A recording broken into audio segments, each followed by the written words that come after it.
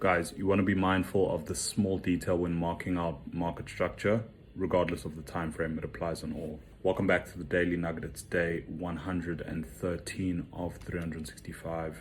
And today we'll be breaking down a partial loss I took on Euro USD on the 7th of April. So starting on the daily, and this is perhaps where, the issue kind of started.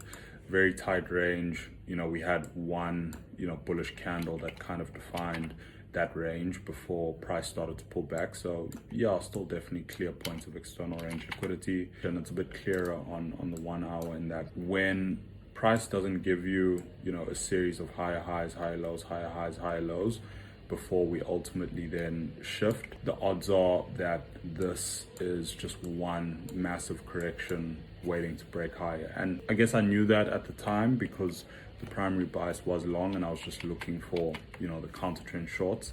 But it's easy then to get trapped in taking these low quality short positions, which you never know where they'll really end.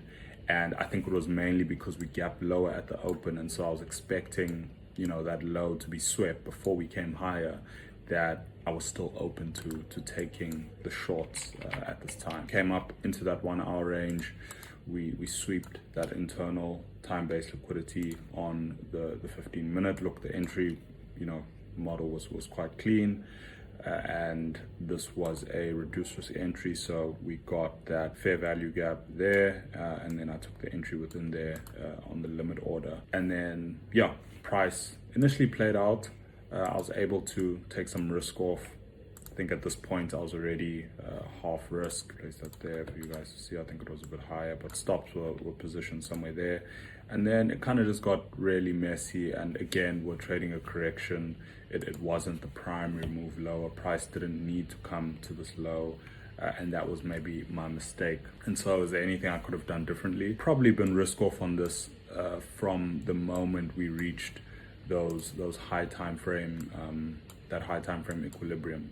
So from this point, from this 50% onwards, because we didn't have that clear structure. And I guess that's a detail. When you have an impulsive leg, the deeper correction can lure you into taking setups in line with that correction.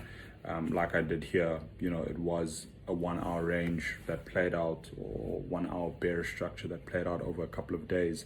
But at the end of the day, it is still a correction. And I think you need to be mindful of that, especially when you don't have a clear point where market structure shifted and a previous low before high was broken, or vice versa. Remember, guys,